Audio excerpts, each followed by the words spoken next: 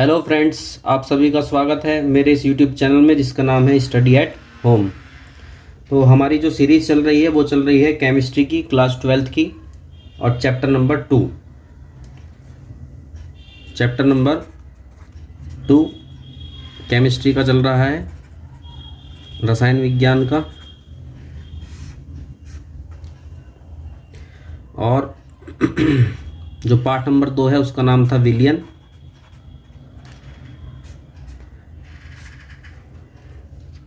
तो आज हम क्या क्या पढ़ने वाले हैं, सबसे पहले हम ये जान लेते हैं कि आज हमें क्या क्या पढ़ना है। आज हम लोग पढ़ेंगे वाष्प दाब के बारे में। वाष्प दाब, वेपर प्रेशर के बारे में हम लोग पढ़ेंगे।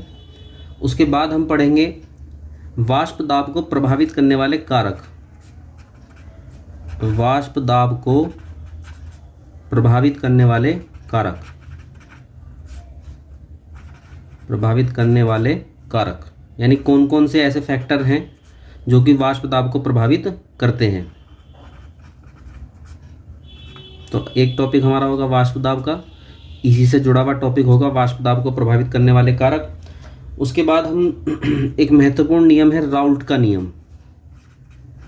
वाष्प दाब के संबंध में राउल्ट का एक नियम है। राउल्ट के असल में 2 नियम हैं, ठीक है। एक नियम हम तब पढ़ेंगे जब हम अणु संख्या गुणधर्म पढ़ाएंगे, जो कि वाष्प दाब के आपेक्षिक अवनमन से संबंधित होगा। ये जो नियम यहाँ पे हम पढ़ेंगे वो अलग है, और जो वाष्प दाब का अवनमन वाला नियम है वो अलग है। तो राउल्ट का नियम हम लोग पढ़ेंगे यहाँ पे, और फिर हम ये देखेंगे कि राउल्ट के नियम, जो राउल्ट का नियम है, राउल्ट के नियम को कुछ विलियन जो है वो पालन करेंगे, कुछ विलियन राउल्ट के नियम का पालन नहीं करेंगे। तो इस आधार पर 2 प्रकार के विलियन हो जाएंगे। तो विलियन के प्रकार हम लोग पढ़ेंगे राउल्ट के नियम के आधार पर, जो कि होंगे 2 प्रकार के, एक आदर्श विलियन और एक अनादर्श विलियन। आदर्श विलियन और एक अनादर्श विलियन।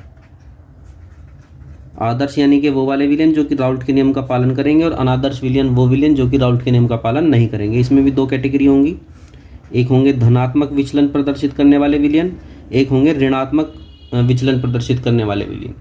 तो ये आज का हमारा वीडियो के टॉपिक होंगे। वाष्प दाब, वाष्प दाब को प्रभावित करने वाले कारक, राउल्ट का नियम, विलियन राउल्ट के नियम के आधार पर 2 प्रकार के हैं, अनादर्श और आदर्श विलियन। तो चलिए शुरू करते हैं। तो सबसे पहले हम जानते हैं कि वाष्प दाब क्या होता है। द्रवीय विलयनों का वाष्प दाब, द्रवीय विलयनों का वाष्प दाब। देखिए टॉपिक ये बहुत ज़्यादा कंसेप्चुअल्स हैं, आसानी से समझ आते नहीं हैं, इसलिए आपको ध्यान से ये पूरी वीडियो देखनी होगी, तभी आप इस टॉपिक को बेहतर तरीके से समझ पाएंगे। तो वाष्प दाब को हम इंग्लिश में कहते हैं vapour pressure, VAPOUR, vapour, PRESSURE, vapour pressure of liquids. तो वाष्प दाब क्या है देखिए समझते हैं। मान लीजिए कि हमारे पास ये एक विलियन है, ये हमारे पास एक विलियन है,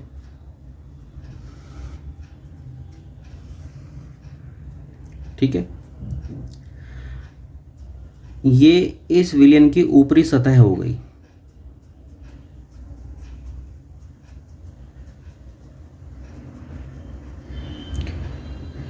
तो विलियन में जो अणु है, यहाँ भी है, यहाँ भी अणु है, यहाँ भी अणु है, यहाँ भी अणु, मॉलिक्यूल्स सभी जगह हैं, क्योंकि कोई भी पदार्थ मिलके किससे बना होता, अणुओं से। तो सभी जगह अणु उपस्थित हैं। लेकिन जो अणु इसकी सरफेस पर उपस्थित हैं, जो अणु इसकी सरफेस पर उपस्थित हैं, इसके पृष्ठ पर उपस्थित हैं, उन अणुओं की जो ऊर्जा होती है वो इन अणुओं के मुकाबले कुछ ज़्यादा होती है, ठीक है। सरफेस पर, पृष्ठ पर उपस्थित जो अणु हैं, पृष्ठ पर उपस्थित अणुओं की एनर्जी जो होती है वो भीतर उपस्थित अणुओं की एनर्जी की तुलना में क्या होती है, थोड़ी ज़्यादा होती है। तो एनर्जी ज़्यादा होने के कारण ये जो अणु होंगे, ये अणु अपने विलयन को छोड़कर ऊपर आ जाते हैं, ठीक है। अपने विलयन को क्या हुआ, छोड़कर ऊपर आ गए, इस तरीके से ऊपर आ जाएंगे। अब मान लीजिए कि ये जो बर्तन था जिसमें ये रखा हुआ था, ये बर्तन है बंद, इसकी जो सरफेस है ये है बंद, ठीक है, ढका हुआ है, ये ढका हुआ है, बंद पात्र है। तो क्या होगा कि ये जो कण ऊपर गए थे, अब इन्हें बाहर जाने के लिए रास्ता तो मिल नहीं रहा है, ये बाहर तो जा नहीं पाएंगे, तो क्या होगा, ये ऊपर जाएंगे यहाँ पर, और ऊपर जाकर कुछ देर रहने के पश्चात क्या होंगे, ये मान लिया ऊपर गए, ठीक है, यहाँ पहुँच गए। अब क्या होंगे, ये नीचे आना शुरू हो जाएंगे वापस, ठीक है, क्या होंगे, नीचे आना शुरू हो जाएंगे। तो हम देख रहे हैं कि यहाँ पर दो प्रोसेस हो रहे हैं एक साथ, दो प्रोसेस यहाँ पर चल रहे हैं। एक प्रोसेस है कि जो ऊपरी सतह के जो कण थे, ऊपरी सतह के जो कण थे, अणु थे, वो क्या हुए, वो पृष्ठ को छोड़ा उन्होंने, विलयन को छोड़ा, और विलयन को छोड़कर कहाँ पहुँच गए, ऊपर पहुँच गए। विलयन को छोड़कर ऊपरी सतह के अणु विलयन को छोड़कर ऊपर आ गए हैं, ठीक है, ऊपर आ गए। पहला तो प्रोसेस ये हुआ। तो ये जो पहला प्रोसेस है, इस प्रोसेस का नाम होता है वाष्पन। क्या नाम है इस प्रोसेस का, वाष्पन, कि ये अपने सरफेस को छोड़कर ऊपर आ गए हैं, वाष्पन। दूसरा प्रोसेस क्या हुआ इसी के साथ, दूसरा प्रोसेस ये हुआ कि जो अणु ऊपर गए थे, ऊपर वाले अणु नीचे आने शुरू हो गए, नीचे आने शुरू हो गए। इस वाले प्रोसेस का जो नाम है, इस प्रोसेस का नाम है संघनन, कंडेंसन, ठीक है। ये हमारे दो प्रोसेस जो है, कंडेंसेशन नहीं, कंडेंसेशन। तो ये दो प्रोसेस एक साथ चल रहे हैं, कुछ अणु ऊपर जा रहे हैं और कुछ अणु क्या हो रहे हैं, नीचे आ रहे हैं। अब होता क्या है, होता ये है कि ऊपर जाने वाले जो अणु हैं और नीचे आने वाले जो अणु हैं, दो क्रियाएं जो चल रही हैं, जब इन दोनों क्रियाओं की स्पीड बराबर हो जाती है, दोनों क्रियाएं कौन सी, पहली क्रिया ये वाली जिसका नाम क्या था, वाष्पन। तो वाष्पन वाली जो क्रिया है, यानी ऊपर जाने वाली क्रिया की गति,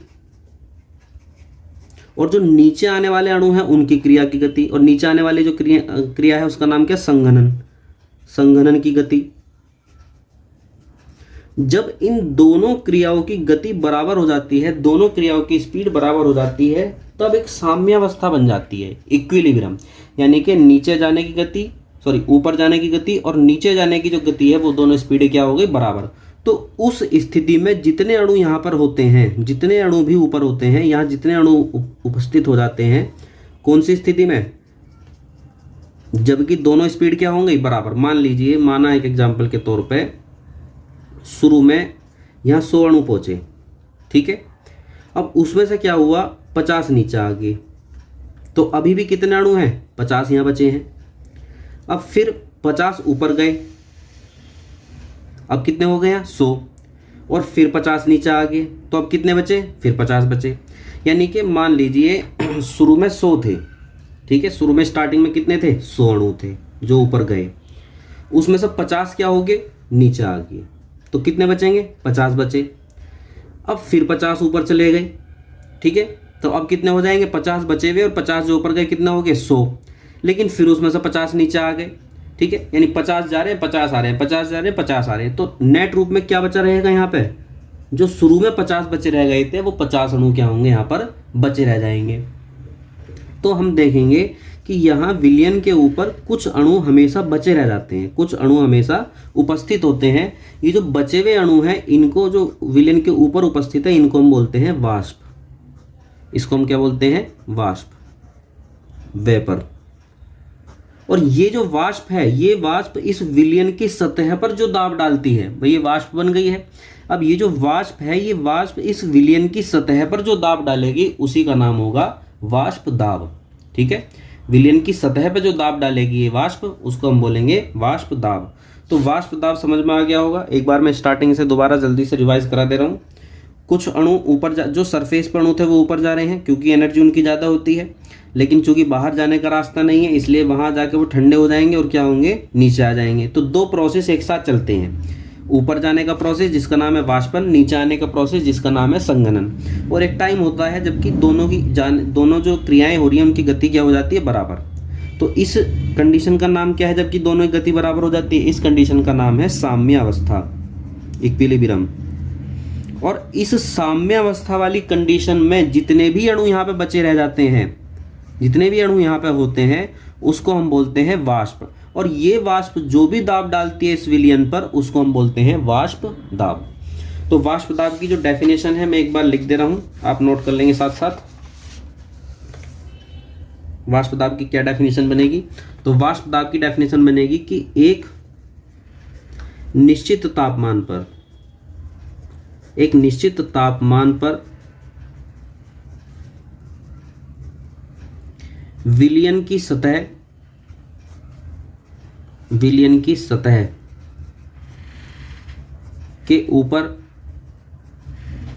सतह के ऊपर स्थापित वाष्प द्वारा डाला गया दाब वाष्प दाब कहलाता है, वाष्प दाब कहलाता है। साथ ही हम यहाँ ब्रैकेट में भी नोटिफाई कर देंगे जबकि साम्य अवस्था स्थापित हो चुकी हो। ये जो हमने सारा का सारा चीज पढ़ी है कब पढ़ी है? जबकि साम्य अवस्था स्थापित हो गई है। तो निश्चित तापमान पर विलयन की सतह के ऊपर दाब किस पे डाला जा रहा है? सतह के ऊपर। और कौन डाल रहा है? देखिए ये सारी चीजें जब आप ढूंढेंगे तभी डेफिनेशन आप सही तरीके से समझ पाएंगे। तो दाब किसके ऊपर डाला जा रहा है? विलयन की सतह के ऊपर डाला जा रहा है। और किसके द्वारा डाला जा रहा है? वाष्प के द्वारा डाला जा रहा है।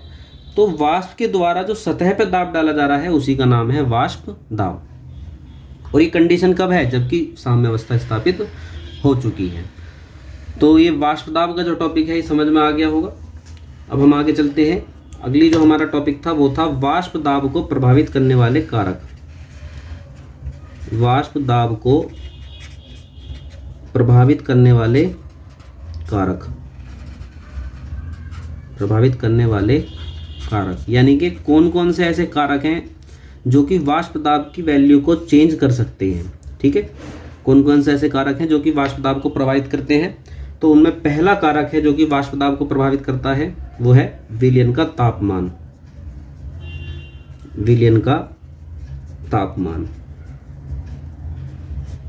जब भी हम विलयन का टेम्परेचर बढ़ाएंगे, तापमान में वृद्धि करेंगे, तो तापमान में वृद्धि करने से क्या होगा? तापमान में वृद्धि करने से जो वेपर प्रेशर होगा, वाष्प दाब होगा, उसमें मान में वृद्धि हो जाएगी। वाष्प दाब क्या होगा? वो बढ़ जाएगा। क्यों भाई? वाष्प दाब किसके द्वारा डाला जाता है? वाष्प के द्वारा। ये जो वाष्प यहाँ स्थापित हो जाती है उसी के द्वारा तो डाला जाएगा।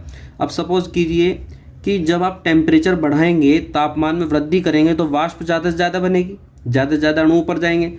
और जब वाष्प ज़्यादा बनेगी तो वो ऑब्वियसली दाब भी क्या डालेगी? ज़्यादा डालेगी। तो विलयन का तापमान बढ़ाने पर वाष्प दाब में वृद्धि होती है। हम सीधा सीधा बता सकते हैं कि विलयन का तापमान बढ़ाने पर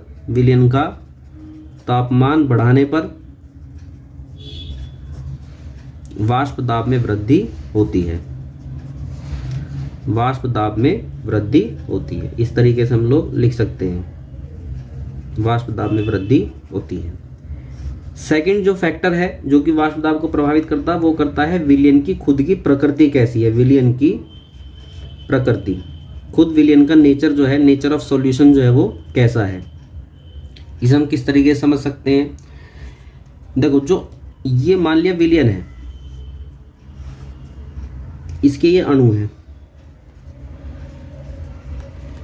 अब इस अणु और इस अणु के बीच में या इस अणु और इस अणु के बीच में एक बल लगता है। यहाँ इन दोनों के बीच में क्या लग रहा होगा? एक बल लग रहा होगा।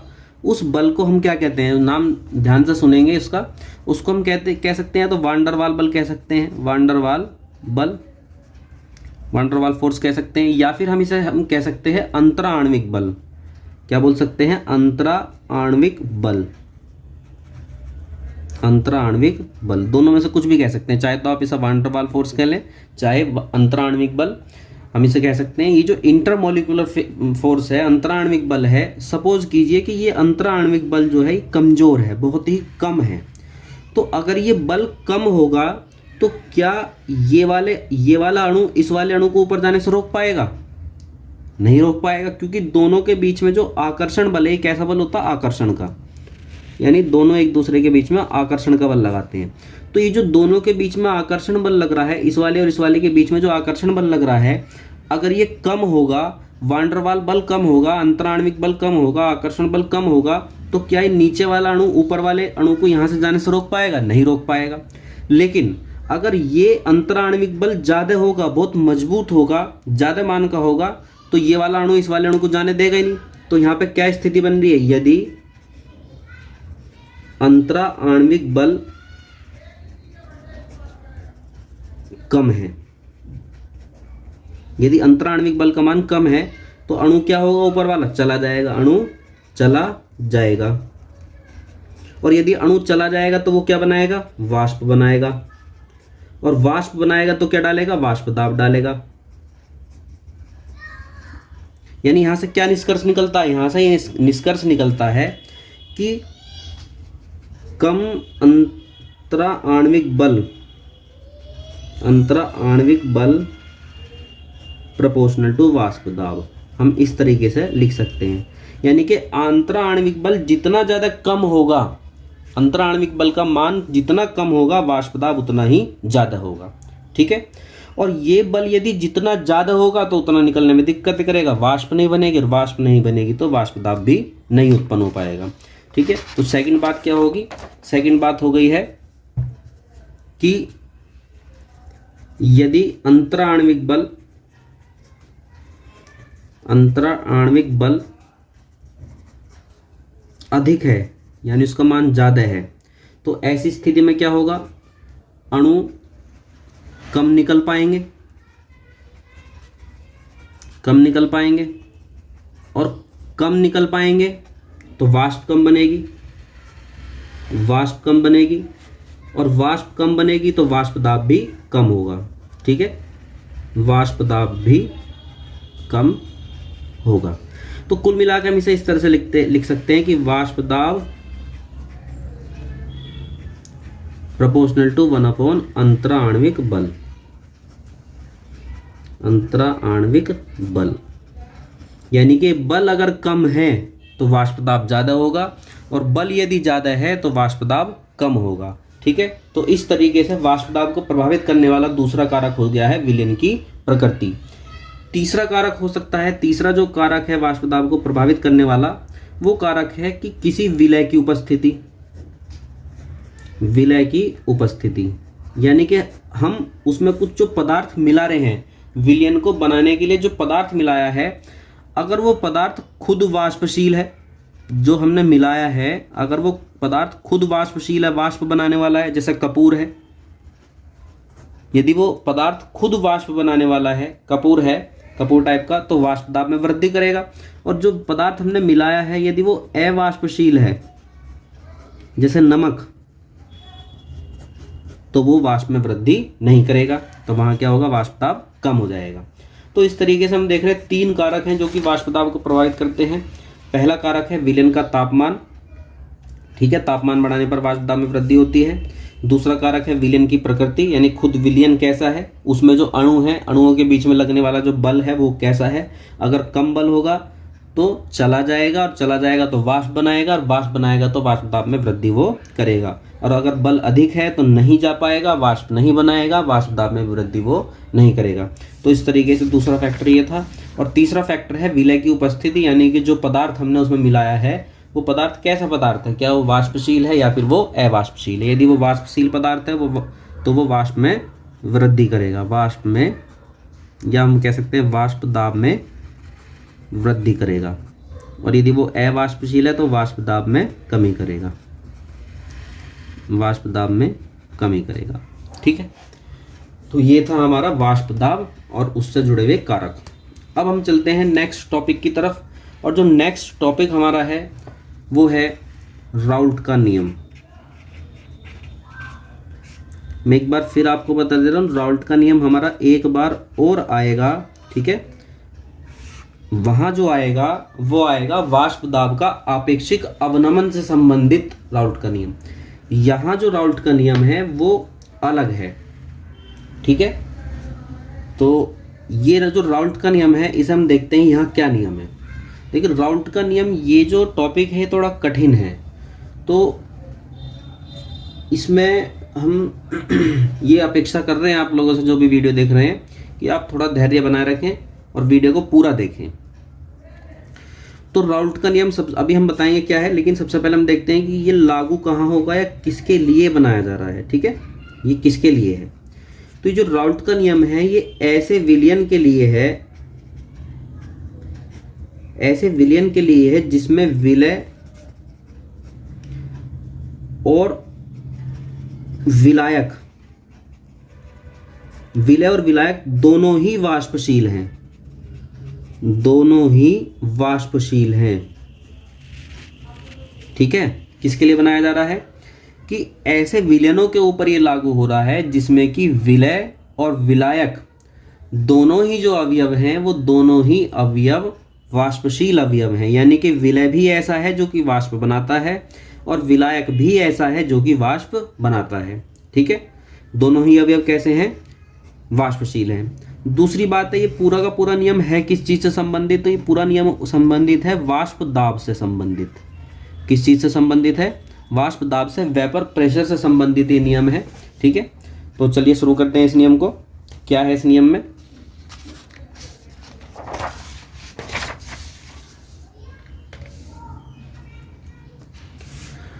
तो राउल्ट ने जो नियम दिया वो उसमें क्या बताया? राउल्ट ने नियम जो दिया उसमें ये बताया कि मान लीजिए ये एक विलयन हम बनाते हैं, ठीक है। ये एक विलयन हमने बनाया और इस विलयन को बनाने में दो अवयव थे, दो पदार्थ थे। एक पदार्थ था सपोज किया A और एक पदार्थ था B। दो अवयवों से मिलके बना हुआ विलयन है, ठीक है। तो पहली बात तो राउल्ट ने ये बताई कि भाई इस विलयन में, ये जो विलयन है इस विलयन में ये जो अवयव A है, विलयन A में उपस्थित जो अवयव A है, विलयन में उपस्थित अवयव जो A है, ठीक है, विलयन में उपस्थित अवयव A का जो योगदान होगा, कुल वाष्पदाब में जो योगदान होगा, अवयव A का कुल वाष्पदाब में योगदान, कुल वाष्पदाब में योगदान, जिसे हम कहते हैं आंशिक वाष्पदाब। आंशिक वाष्पदाब, अभी मैं एग्जांपल एक लेके समझाऊंगा आपको कि अवयव A का कुल वाष्पदाब में जो योगदान होगा, योगदान A के मोल प्रभाज के अनुक्रमानुपाती होगा, मोल प्रभाज के समानुपाती होगा।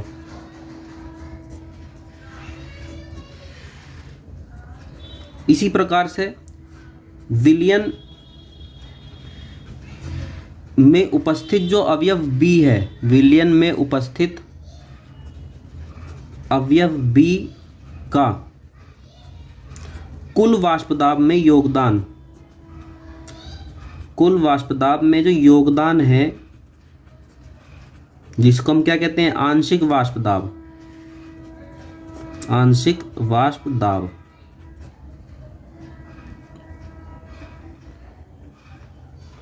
आंशिक वाष्पदाब जिसे हम कहते हैं, कुल योगदान जो होगा वो B के मोल प्रभाज के बराबर होगा, मोल प्रभाज के समानुपाती, समानुपाती होगा, ठीक है। अब इसका मीनिंग क्या है? अब इसको हम एक एग्जांपल के द्वारा समझते हैं, ठीक है।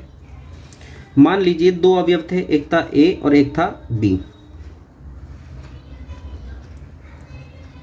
ये जो अवयव A है, मान लिया इसका जो मोल थे, इसके मोल था 2 मोल है, और B का जो मोल है, वो B के जो मोल है वो मान लिया हमने, मान लेते हैं 4 मोल है, ठीक है। B के मोल कितने हैं? 4। तो A के मोल हो गए 2 और B के मोल जो हो गए वो हो गए 4। अब मैं यहाँ निकाल लेता हूँ A का मोल प्रभाज। मोल प्रभाज निकालना मैंने आपको पिछली हेडिंगों में सिखाया था। मोल प्रभाज कैसे निकालेंगे, ए के मोल ऊपर आ जाएंगे और दोनों के टोटल जोड़ के नीचे आ जाएंगे। तो ये आ गया 2/6 यानी कि 1/3। और मोल प्रभाज को हम दिखाते हैं इस तरह से, लिखते हैं XA = 1/3। अब हम निकाल लेते हैं बी का मोल प्रभाज। ठीक है, बी का मोल प्रभाज। तो बी का जो मोल प्रभाज होगा वो कितना होगा, बी के मोल ऊपर आ जाएंगे और टोटल मोल नीचे आ जाएंगे, 2 + 4। ठीक है, बी के मोल ऊपर और दोनों के जोड़ के नीचे, तो कितना आ गया 4/6। तो ये आ गया 2/3। अब मान लीजिए कि मिश्रण में जो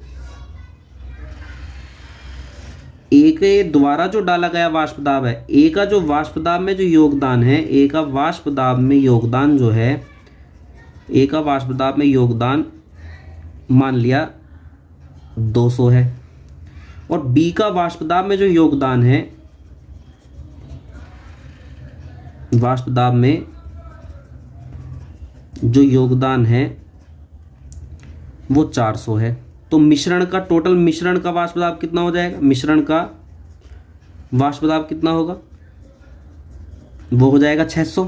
भाई 200 + 400 = 600। तो नियम ये कह रहा है कि ए का जो योगदान है, ए का जो आंशिक दाब है, ए का जो आंशिक दाब है वो ए के मोल प्रभाज के अनुक्रमानुपाती होगा। ए का मोल प्रभाज, और ए का आंशिक दाब कितना था, योगदान कितना था 200। तो 200 जो अनुक्रमानुपाती है, समानुपाती है, वो 1/3 के। ए के मोल प्रभाज कितना, 1/3। और बी का जो आंशिक दाब है,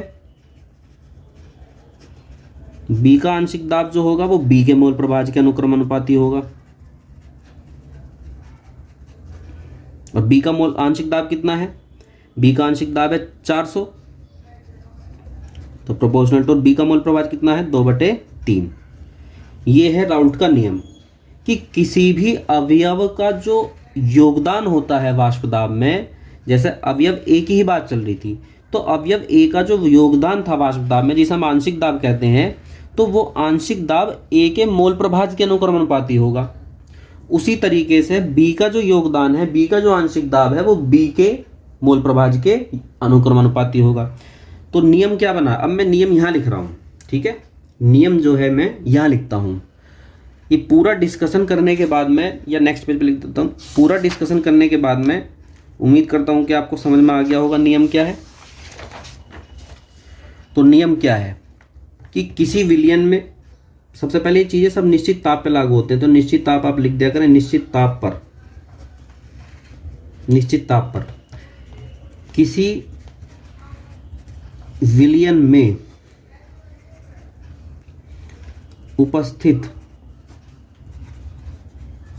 किसी अवयव, जैसे हमने अवयव 2 लिए थे, ए व बी, है ना, किसी अवयव का कुल वाष्प दाब में योगदान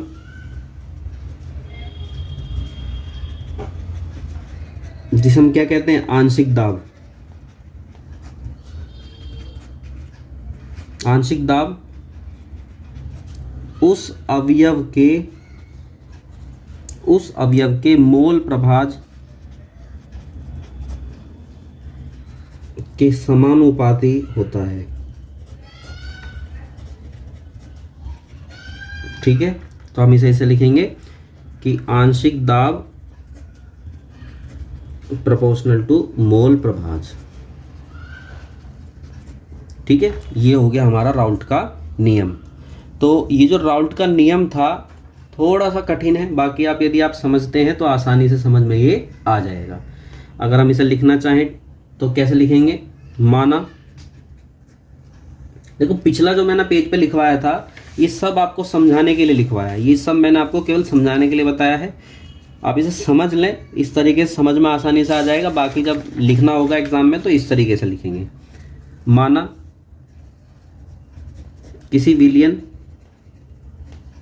कोई विलयन है हमारे पास, माना किसी विलयन में 2 अवयव ए व बी हैं। ठीक है, ए व बी हैं, जिनके आंशिक दाब, जिनके आंशिक दाब क्रमशः पीए व पीबी हैं, यानी ए का योगदान कितना है टोटल में पीए और बी का योगदान कितना है टोटल में पीबी, तथा मोल प्रभाज क्रमशः एक्स ए व एक्स बी हैं, यानी ए का जो मोल प्रभाज है वो एक्स ए है और बी का जो मोल प्रभाज है वो एक्स बी है। तो राउल्ट क्या कह रहे हैं, राउल्ट भाई साहब क्या समझाना चाह रहे हैं हमें, राउल्ट भाई साहब समझाना चाह रहे हैं कि ए का आंशिक दाब पी ए प्रोपोर्शनल टू ए का मोल प्रभाज एक्स ए व, तो ये लिख देते हैं राउल्ट के अनुसार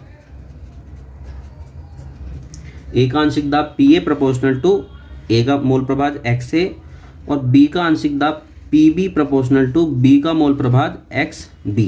प्रोपोर्शनल का चिन्ह हटा के कोई नियतांक तो आ नहीं है, कुछ ना कुछ तो आएगा जब, तो प्रोपोर्शनल का चिन्ह हटा के हम यहाँ पे जो लिख रहे हैं वो लिख रहे हैं पी ए नॉट, अभी से बताएंगे ये क्या है, P A not into X A व P B is equal to, ऐसे हम यहाँ लिख रहे हैं P B not into X B. अभी समझते हैं पी ए और पी बी नॉट क्या है। पी ए और पी बी नॉट क्या है, मान लीजिए एक अलग पेज लेता हूँ उसको समझ,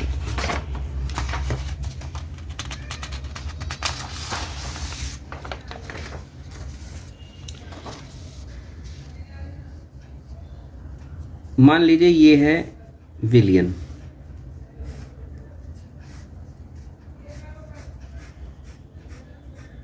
ठीक, और इस विलियन में दो अवयव हैं, एक है ए और एक है बी।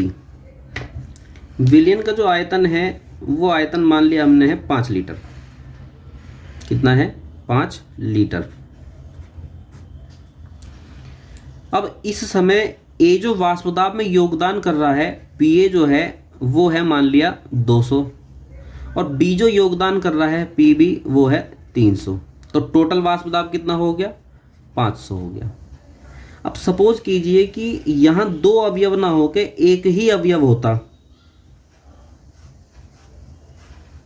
मान लिया एक ही अवयव है, पूरा का पूरा 5 लीटर वही विलियन है, लेकिन इस बार अवयव केवल एक ही है और अब जो ये ए जो दाब डालता, क्योंकि अब तो केवल ए है, तो अब जो ए दाब डालता उसको हम बोलते हैं पी ए नॉट।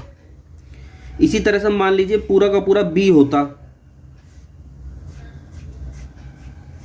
पूरा 5 लीटर क्या होता बी, और उस समय जो दाब डालता ये बी, वाष्प दाब जो होता है यहाँ पे वो होता पी बी नॉट। यानी नॉट समझ में आ गया क्या है कि जब वो पूरे अकेले होते, पूरा खुद केवल ए होता है, पूरा केवल बी होता, उस समय जो वाष्प दाब होता वो होते पी ए नॉट और पी बी नॉट। तो ये था हमारा राउल्ट का नियम। अब हमें लेकिन कुल दाब भी निकालना है, मिश्रण का कुल दाब, मिश्रण का कुल दाब भी तो ज्ञात करना है हमें। तो मिश्रण का कुल दाब मान लिया हमने टोटल पी है, और कैसे निकालेंगे भाई, उसमें ए का योगदान कितना है यानी कि पी ए, प्लस उसमें बी का योगदान कितना है यानी कि पी बी। वैल्यू रखेंगे, पी ए का मान ये है, पी ए की वैल्यू है P A not into X A, plus P B की वैल्यू क्या है P B not into X B. तो ये है हमारा राउल्ट का नियम। उम्मीद करता हूँ आपको समझ में आ गया होगा राउल्ट का नियम क्या है। थोड़ा सा कठिन है, जहाँ भी आपको कन्फ्यूज़न हो वीडियो को पॉज कीजिए और उसे दोबारा आप देखिए, समझने की कोशिश कीजिए, और यदि तब भी कोई दिक्कत लग रही है तो आप मुझे कमेंट्स करके बता सकते हैं, मैं सॉल्व करने की कोशिश करूँगा। तो ये था हमारा राउल्ट का नियम। इस संबंध में हम लोग एक डायग्राम भी बना लेते हैं, ठीक है, डायग्राम भी आ जाता है तो उसे और क्योंकि वो डायग्राम इसलिए भी इम्पोर्टेंट है क्योंकि आगे जो हम समझने वाले हैं कि आदर्श विलयन और अनादर्श विलयन, उसको हम बेहतर तरीके से समझ पाएंगे तभी जबकि हम ये डायग्राम समझ पाएंगे, ठीक है। तो हम इसका एक डायग्राम भी बना लेते हैं।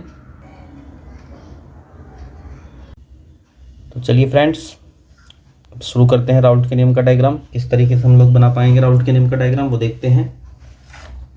तो उसके लिए सबसे पहले हम एक लाइन खींच रहे हैं, इस तरीके से हमने एक लाइन खींची है। ये वाला जो छोर है, ये वाला जो सिरा है और ये वाला जो सिरा है, इस वाले सिरे पर विलयन में केवल और केवल ए उपस्थित है, इस वाले सिरे पर विलयन में बी उपस्थित नहीं है, और इस वाले सिरे पर विलयन में केवल और केवल बी उपस्थित है, इस वाले सिरे पर विलयन में ए उपस्थित नहीं है। ठीक है, इस वाले सिरे पर केवल क्या उपस्थित है विलयन में, ए पदार्थ, और इस वाले सिरे पर क्या उपस्थित है, केवल बी पदार्थ। तो ये वाली जो लाइन है, ये वाली लाइन किस चीज को दर्शा रही है, विलयन में उपस्थित जो पदार्थ हैं, जो अवयव हैं, उनकी सांद्रता को दर्शा रही है, उनकी मात्रा हम कह सकते हैं, अवयव कह सकते हैं, मोल प्रभाज को दर्शा रही है। अब चूंकि इस वाले बिंदु पर विलयन में केवल और केवल कौन उपस्थित है, ए उपस्थित है, तो चूंकि केवल ए उपस्थित है, जो वाष्प दाब उत्पन्न होगा वो केवल ए के कारण होगा। तो यहाँ जो वाष्प दाब उत्पन्न हुआ है, मान लीजिए वो केवल ए के कारण उत्पन्न हुआ है, और ए के कारण इतना वाष्प दाब उत्पन्न हो रहा है, इतना। और चूंकि ए के कारण उत्पन्न हुआ है तो इसलिए क्या लिखेंगे, पी ए नॉट, केवल अकेला ए है ना, तो इसलिए क्या होगा वाष्प दाब, पी ए नॉट। और यहाँ जो वाष्प दाब उत्पन्न होगा वो उत्पन्न होगा बी के कारण केवल। तो यहाँ जो वाष्प दाब उत्पन्न हुआ वो मान लिया वो हुआ है इतना, तो यहाँ जो वाष्प दाब उत्पन्न हुआ है उसे हम बोलेंगे पी बी नॉट, क्योंकि ये केवल बी के कारण उत्पन्न हुआ है। ठीक है, तो यहाँ केवल कौन था, ए, तो वाष्प दाब भी केवल किसके कारण उत्पन्न होगा, ए के कारण, तो उसे हमने लिखा पी ए नॉट। और यहाँ कौन था, बी, तो यहाँ जो वाष्प दाब उत्पन्न होगा वो उत्पन्न होगा केवल बी के कारण, पी बी नॉट। अब हम चलेंगे यहाँ से यहाँ, तो जब हम यहाँ से यहाँ जाएंगे तो देखो यहाँ पे तो ए था केवल, लेकिन जैसे जैसे आगे बढ़ेंगे वैसे वैसे ए की मात्रा घटनी शुरू हो जाएगी और बी की मात्रा धीरे धीरे बढ़नी शुरू हो जाएगी। तो इधर जाने पर नोटिस ये करेंगे, इधर जाने पर हम ये नोटिस करना चाह रहे हैं कि ए की मात्रा में क्या आ रही है, कमी आ रही है। ठीक है, यहाँ था ए पूरा केवल ए ही था, लेकिन जैसे जैसे आगे जा रहे हैं वैसे वैसे ए की मात्रा में क्या आ रही है, कमी आ रही है। तो चूंकि ए की मात्रा में कमी आ रही है, इसलिए ए के द्वारा जो वाष्प दाब उत्पन्न होगा वो भी क्या होगा, धीरे धीरे कम होता चला जाएगा। और यहाँ तक आते आते ए हो गया है बिल्कुल शून्य, ए की मात्रा हो गई है 0, तो इसलिए ए के कारण यहाँ कोई भी वाष्प दाब उत्पन्न नहीं होगा। तो ए के कारण जो वाष्प दाब है वो क्या हो रहा है, धीरे धीरे घटेगा। और क्यों घटेगा उस बारे में सोचिए, क्यों घटेगा वाष्प दाब, क्योंकि ए की मात्रा ऐसे चलने पे क्या हो रही है, घट रही है। तो ए के कारण जो वाष्प दाब उत्पन्न होगा वो भी क्या होगा, घटता चला जाएगा। तो इस तरीके से हमने ये एक ग्राफ हमने बनाया है, और ये ग्राफ किसके लिए बनाया है, ए के लिए, कि भाई ए की मात्रा चूंकि धीरे धीरे घटती जा रही है, ए की मात्रा में क्या आ रही है, इस तरह से लगातार कमी आ रही है, तो इसलिए ए के कारण जो वाष्प दाब उत्पन्न होगा उस वाष्प दाब में भी क्या आ रही है, कमी आ रही है। देखिए ना, यहाँ पर इतना वाष्प दाब है, ए की मात्रा कम हुई, वाष्प दाब भी क्या हो गया, कम हो गया। ए की मात्रा और कम हुई तो वाष्प दाब भी क्या हो गया, और कम हो गया। ए की मात्रा और कम हुई तो ए के कारण वाष्प दाब और ज़्यादा कम हो जाता है। तो ए के कारण, तो ये वाला ग्राफ किसका है, ये है दोस्तों ए के कारण जो वाष्प दाब है, पी ए। और राउल्ट का नियम क्या कहता था, राउल्ट का नियम क्या कहता था कि P A is equal to X A into P A not. ठीक है, अब हम आते हैं बी की तरफ। बी जो है, यहाँ तो बी पूरा है, लेकिन जैसे जैसे हम पीछे चलते हैं बी की मात्रा कम होने लगेगी, और यहाँ तक आते आते बी क्या हो जाएगा, खत्म हो जाएगा। यहाँ तो केवल ए है, तो जब हम इधर चलेंगे ऐसे चलेंगे तो बी की मात्रा में क्या आने लगेगी, कमी आने लगेगी, और बी की मात्रा में कमी आएगी तो बी के कारण जो वाष्प दाब होगा वो भी क्या होगा, घटता चला जाएगा। तो इस तरीके से जो ग्राफ बनेगा वो बनेगा बी के कारण वाष्प दाब का। तो इस तरीके से जो ग्राफ बना,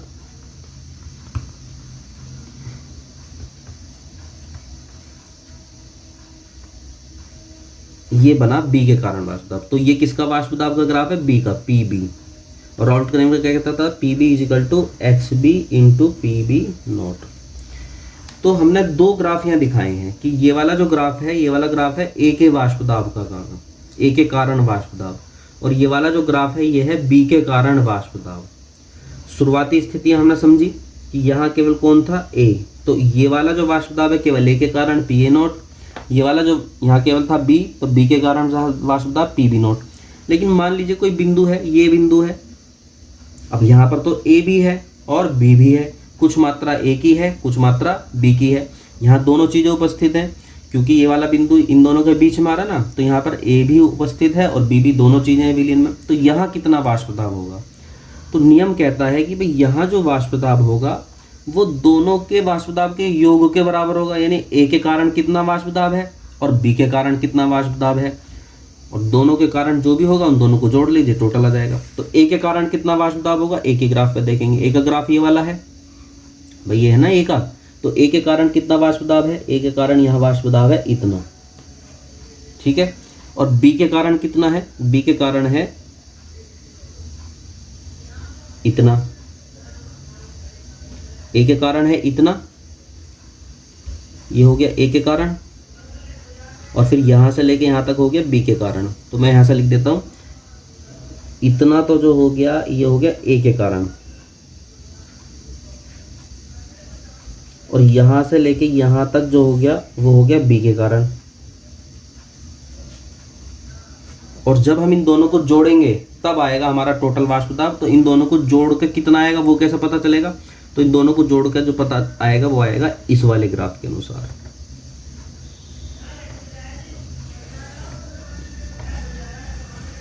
ये आया है इन दोनों का जोड़, जो कि कहाँ बैठेगा, यहाँ आएगा ना, तो ये आ गया total.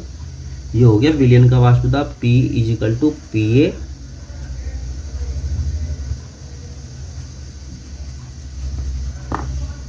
P is equal to PA plus PB, यानी कि विलयन का वाष्प दाब इजिकल टू A के कारण वाष्प दाब PA और B के कारण वाष्प दाब PB, इन दोनों को जोड़ देंगे तो ये आ जाएगा टोटल वाष्प दाब। तो ये है हमारा राउल्ट के नियम का डायग्राम।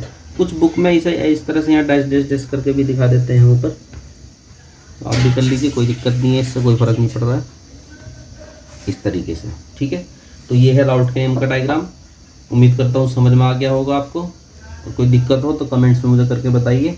फिर भी मैं एक बार रिवाइज करा दे रहा हूँ। यहाँ केवल कौन है, ए, तो यहाँ केवल जो वाष्प दाब है वो ए के कारण है PA नॉट। यहाँ केवल कौन है, बी, तो बी के कारण वाष्प दाब है PB नॉट। और जैसे जैसे हम आगे जाएंगे ए की मात्रा कम होती चली जाएगी, बी की मात्रा बढ़ती चली जाएगी। तो चूंकि ए की मात्रा कम होती जा रही है इसलिए ए के कारण वाष्प दाब भी घटता जा रहा है। इधर ऐसे बी की मात्रा कम होती जा रही है तो बी के कारण वाष्प दाब घटता जा रहा है, ठीक है। और टोटल वाष्प दाब निकालने के लिए हम किस तरह से निकालेंगे, मान लीजिए हमें यहाँ निकालना टोटल वाष्प दाब, डायग्राम बना लेंगे, आप नोट कर लेंगे, उसके बाद मैं समझा दे रहा हूँ। यहाँ निकालना हमें वाष्प दाब, तो यहाँ वाष्प दाब कैसे निकालेंगे, पहले देखिए ए के कारण कितना है, तो ए के कारण इतना है, ये हो गया ए के कारण, और फिर बी के कारण कितना है, ये हो गया बी के कारण, सॉरी उल्टा हो गया, ये वाला ग्राफ एक था, ये हो गया ए के कारण, ये पूरा हो गया ए के कारण, और यहाँ से लेके यहाँ तक हो गया बी के कारण। तो पहले लिखेंगे ये वाला जो पूरा है, ये पूरा किसके कारण है, ए के कारण, और यहाँ से लेके यहाँ तक ये बी का ग्राफ है ना, तो ये किसका हो गया, बी के कारण। और फिर टोटल दोनों को जोड़ देंगे, दोनों को जोड़ के क्या आएगा, यहाँ तक आएगा, ये दोनों का जोड़ आ गया, तो ये हो गया टोटल विलयन का P is equal to PA plus PB, ये हो गया विलयन का वाष्प दाब। तो इस तरीके से ये है राउल्ट का नियम हमने दर्शाया। अब हम चलते हैं आगे, जिसका नेक्स्ट हमारी हेडिंग है राउल्ट के नियम के आधार पर विलयन कितने प्रकार के हो सकते हैं। तो राउल्ट के नियम के आधार पर जो विलयन होते हैं वो दो प्रकार के होते हैं, ठीक है। तो राउल्ट के नियम के आधार पर विलयन कितने प्रकार के हो सकते हैं, दो प्रकार के हो सकते हैं। तो चलते हैं राउल्ट के नियम के आधार पर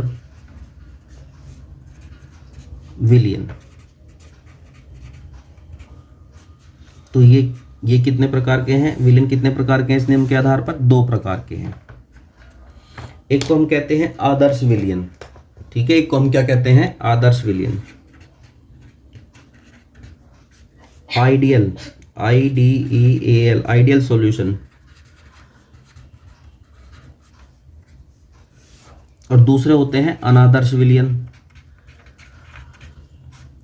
ठीक है। दूसरे कौन से हैं, अनादर्श विलयन होते हैं। तो दूसरा जो हमारा अनादर्श विलयन है तो कहने का मतलब क्या है कि यहाँ पर हमारे जो टोटल विलियन है वो कितने प्रकार के हैं? 2 प्रकार के, एक आदर्श और एक अनादर्श। अनादर्श विलियन को हम कह सकते हैं नॉन आइडियल, ठीक है, इसे हम कह सकते हैं नॉन आइडियल सॉल्यूशन।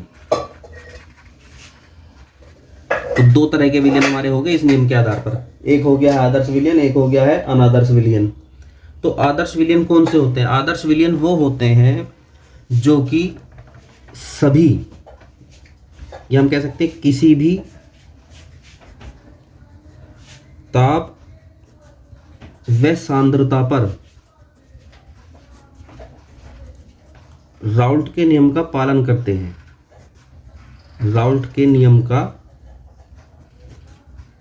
पालन करते हैं, यानी कि कोई भी टेम्परेचर हो, कोई भी सांद्रता हो, हर एक कंडीशन में ये नियम, ये विलियन क्या करेंगे? राउल्ट के नियम का पालन करेंगे। जबकि ये क्या है? ये कौन से होते हैं? तो ये वो होते हैं जो कि प्रत्येक टेम्परेचर और सांद्रता की कंडीशन में राउल्ट के नियम का पालन नहीं करते। तो वे विलियन जो कि किसी ताप या सांद्रता पर राउल्ट के नियम का पालन नहीं करते। राउल्ट के नियम का पालन नहीं करते, ठीक है। यानी कि सीधा सा अर्थ है, जो नियम का पालन करते हैं वो आदर्श विलियन है, और जो नियम का पालन नहीं करते हैं वो अनादर्श विलियन है। अब ये जो अनादर्श वाले हैं ये भी 2 प्रकार के हैं, ठीक है। एक को हम बोलते हैं धनात्मक विचलन प्रदर्शित करने वाले, धनात्मक विचलन प्रदर्शित करने वाले,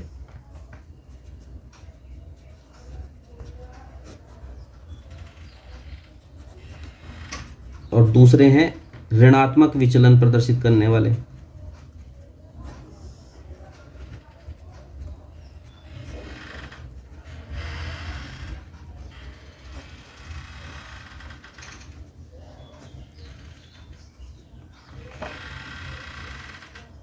तो चलिए फ्रेंड्स, हमने जान लिया है विलियन कितने प्रकार के हैं राउल्ट के नियम के आधार पर। 2 प्रकार के हैं, एक वो जो कि राउल्ट के नियम का पालन करते हैं, और एक वो जो कि राउल्ट के नियम का पालन नहीं करते हैं। तो जो पालन करते हैं उन्हें हम कहते हैं आदर्श विलियन, आइडियल सॉल्यूशन, और एक वो जो कि पालन नहीं करते हैं जिन्हें हम बोलते हैं अनादर्श विलियन। आप नोट्स इसी तरीके से बना सकते हैं, यूजफुल होंगे आपके लिए, ठीक है। ये हो गया आइडियल सॉल्यूशन, और ये हो गया नॉन आइडियल।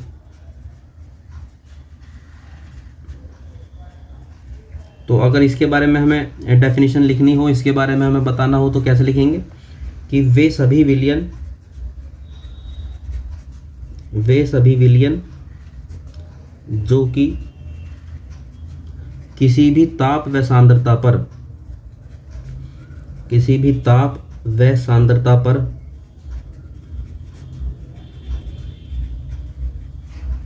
राउल्ट के नियम का पालन करते हैं,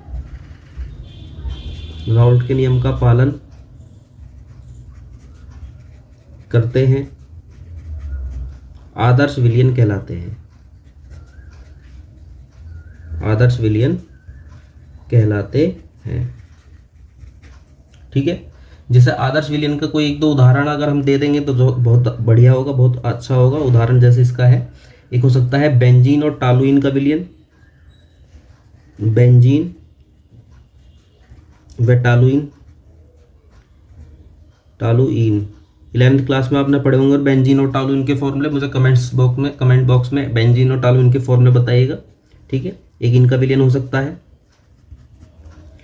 दूसरा हो सकता है जैसे कि हम लोग कह सकते हैं मेथेनॉल या मैथिल अल्कोहल और एथिल अल्कोहल का विलियन, मैथिल अल्कोहल तथा एथिल अल्कोहल का विलियन।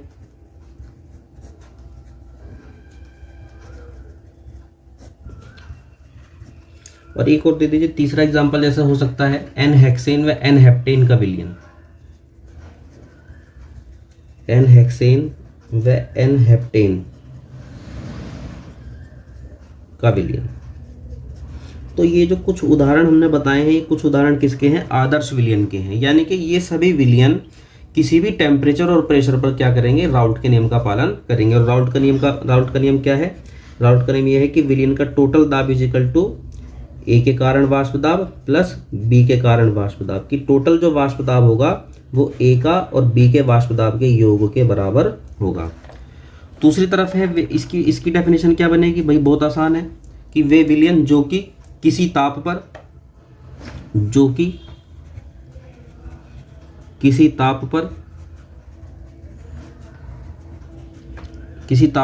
व सांद्रता पर, क्योंकि दोनों चीज इन्वॉल्व करनी ना, किसी ताप व सांद्रता पर राउल्ट के नियम का पालन नहीं करते हैं, राउल्ट के नियम का पालन नहीं करते हैं, ठीक है, उन्हें अनादर्श विलयन कहा जाता है। अनादर्श विलयन कहा जाता है। इसके भी हम एग्जाम्पल देंगे कि भाई कुछ तो एक दो तो ऐसे एग्जाम्पल हो ही हमारे पास जो हम कह सके कि भाई ये हाँ ये अनादर्श विलयन है। जैसे कि इसका एग्जाम्पल हो सकता है एथिल अल्कोहल और जल का विलयन। एथिल अल्कोहल का फॉर्मूला भी आप मुझे कमेंट करके बताइए क्या हो सकता है? वह जल का विलयन। और दूसरा हो सकता है जैसे, और हम कह सकते हैं मैथिल अल्कोहल और जल का विलयन, मैथिल अल्कोहल प्लस जल का विलयन, ये भी अनादर्श विलयन है। एक और देख लेते हैं, एक और उदाहरण क्या होगा इसका, जैसे क्लोरोफॉर्म और बेंजीन का विलयन। क्लोरोफॉर्म सुनी है आपने? क्लोरोफॉर्म व बेंजीन का मिश्रण। क्लोरोफॉर्म हमारे सिलेबस में जब ऑर्गेनिक केमिस्ट्री हम करेंगे तब आएगी। तो ये क्या है? ये है अनादर्श विलयन। और इसका मतलब ये राउल्ट के नियम का पालन नहीं करते हैं, यानी कि यहाँ जो विलयन का जो वाष्प दाब होगा वो दोनों के वाष्प दाब के योग के बराबर नहीं होगा। तो हमने लिख दिया यहाँ पे योग के बराबर नहीं होगा। तो योग के बराबर नहीं है